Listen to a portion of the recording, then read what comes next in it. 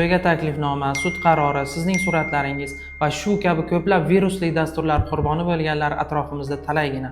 Aslida bugungi dunyoda eng qimmatli narsa bu neft yoki oltin emas, eng qimmatli narsa bu ma'lumot. Va shuning uchun ham xakerlar davlatlardan tortib banklar, kompaniyalar, korxonalar va hattoki oddiy xalqning ham ma'lumotlariga hujum uyushtirmoqda. Va shu hujumlar tufayli har 39 soniyada bir inson xakerlar hujumidan jabr chekmoqda.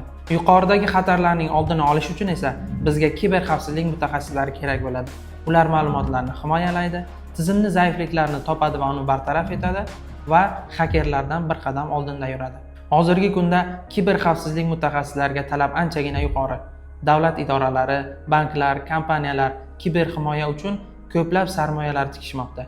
Chunki himoya qilinmasa, yo'qotishlar milliardlar bo'lishi mumkin. Agar siz ham kelajak himoyasi uchun ushbu zamonaviy kasbni o'rganmoqchi bo'lsangiz, hoziroq Nurli ta'lim o'quv markazining kiber xavfsizlik kurslariga yozdirishingiz mumkin. Kelajak sizni kutmoqda. O'zingizni va ma'lumotlaringizni asrang.